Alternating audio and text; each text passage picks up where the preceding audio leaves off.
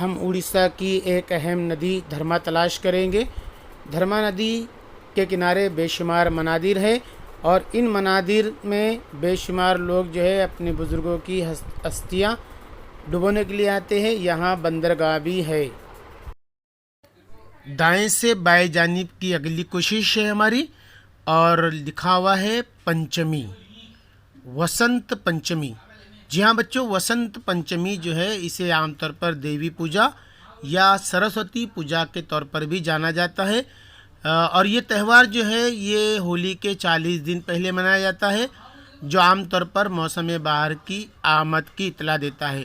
उड़ीसा के अहम त्योहारों में इस त्यौहार का शुमार किया जाता है।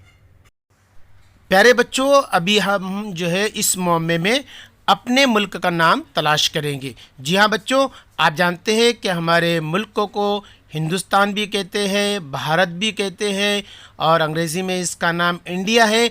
लेकिन क्या आप बता सकते हैं कि हमारे मुल्क का और एक नाम है? जी हाँ, हमने अभी इसको अपने मौके में तलाश किया और वो है हमारे मुल्क का नाम हिंद भी है। अब हम तलाश करेंगे उड़ीसा की राजधानी। जी हाँ, मौके में हमने तलाश कर लिया है।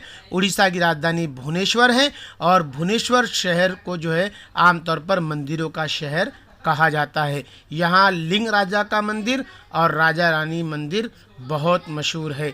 इस शहर के जुनूब से दरिया दया और मशरिक से कोकाई दरिया बहता है। 1999 में यहाँ पर ज़बरदस्त साइक्लोन आया था जिसमें ये पूरा शहर ज़बरदस्त तबाह हो गया था। अब हम अपने मौके में तलाश करेंगे उड़ीसा का दूसरा बड़ा शहर जिसका नाम है कटक, जो 100 साल पुराना है और यहाँ चंदी मंदिर जो है वो बहुत मशहूर है। कटक जो है ये रेलवे जंक्शन भी है और बाराबती किला यहाँ का बहुत मशहूर है। यहाँ बेशुमार म्यूज़ियम है और देवजहार वाटरफॉल इस शहर की खूबसूरती के अंदर इजाफा करता है। ये कटक उड़ीसा के अहम शहरों में शुमार होता है।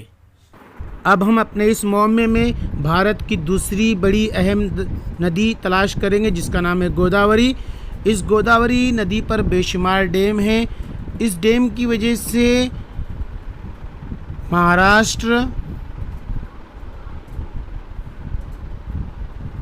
मगरबी बंगाल, छत्तीसगढ़, तेलंगाना और आंध्र प्रदेश इलाके सरसब्ज और शादाब नज़र आते हैं। अब हम अपने मौके में ताप्ती नदी तलाश करेंगे। ये ताप्ती नदी मध्य प्रदेश, महाराष्ट्र और गुजरात रियासतों से होकर बहरे अरब में गिर जाती है। 7 अगस्त 1968 की बात है। गुजरात के अंदर उकाई एक डैम है और यहाँ पर अंडर कंट्रोल हो गया था यहाँ का पानी, जिसकी वजह से सूरत शहर जो है कई दिनों तक पानी में डूबा रहा और हज़ारों की तादाद में इसकी वजह से अमवात हुई। अब हम उड़ीसा की और एक दरिया तलाश करेंगे जिसका नाम है तेल। उड़ीसा के 4 ज़िले नबारंगपुर, सोनीपुर, कालाखंडी और बालंगीर से ये बहता है और ये महानदी का अहम दरिया है। इसके किनारे सालेश्वर का बहुत ही मशहूर मंदिर है।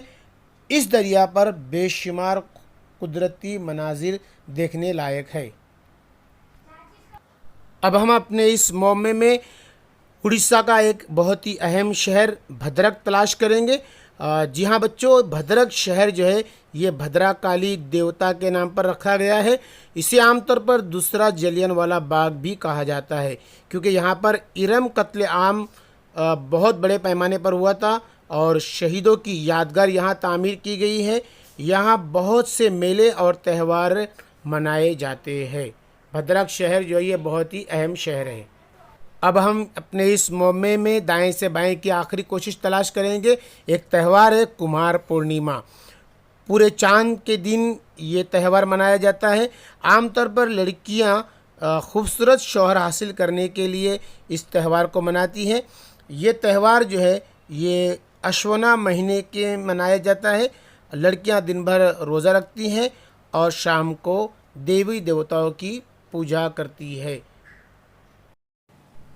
अब हम अपने मौके में उड़ीसा का एक बहुत ही अहम मंदिर तलाश करेंगे, कोणार्क। जहाँ पर सूर्य मंदिर वाक़ है। कोणार्क शहर भुवनेश्वर से 60 किलोमीटर की दूरी पर वाक़ है और ये सूर्य मंदिर काले पत्थर को ऊपर से लेकर नीचे तक तराशा हुआ ये सूर्य मंदिर बहुत ही मशहूर है। यहाँ म्यूज़ियम भी काबिल दीद है।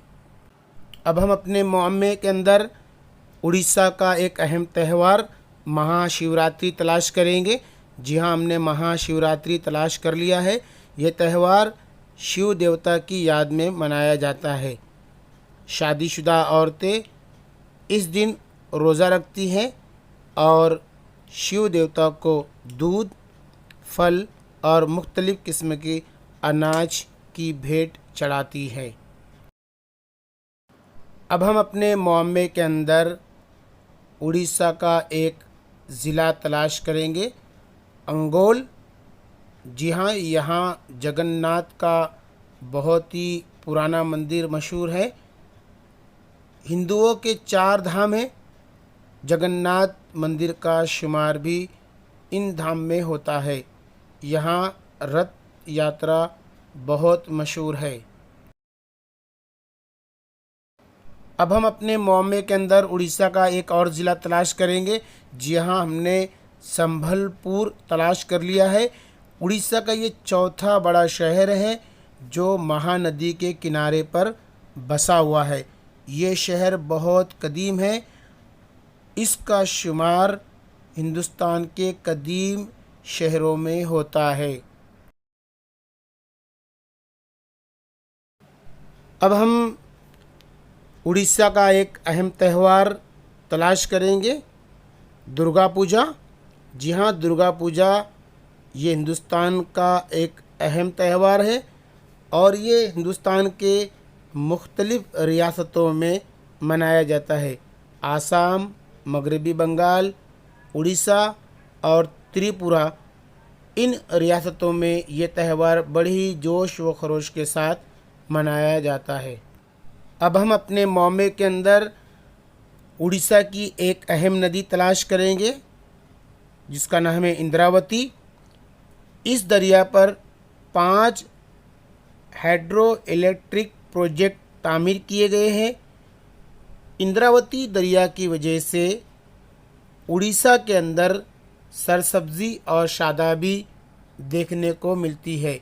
इस नदी की वजह से लोगों को रोज़गार के ज़राए भी मिल रहे हैं। अब हम हिंदुस्तान का सबसे बड़ा हिंदुओं का त्यौहार तलाश करेंगे। जी हाँ, दिवाली, या जिसे आमतौर पर दीपावली भी कहते हैं। ये त्यौहार अक्टूबर और नवंबर के महीने के बीच में मनाया जाता है। अंधेरे पर रोशनी की जीत और बुराई पर अच्छाई की जीत के तौर पर इस त्यौहार को मनाया जाता है। इस दिन लोग नए कपड़े पहनते हैं और एक दूसरे को दीपावली की मुबारकबाद देते हैं। अब हम उड़ीसा का एक अहम शहर इस मुअम्मे के अंदर तलाश करेंगे जिसका नाम है गोपालपुर। गोपालपुर शहर ये बहरे बंगाल के करीब वाक़ है। ये एक सयाहती मुकाम है और ये शहर आंध्र प्रदेश रियासत के करीब वाक़ है।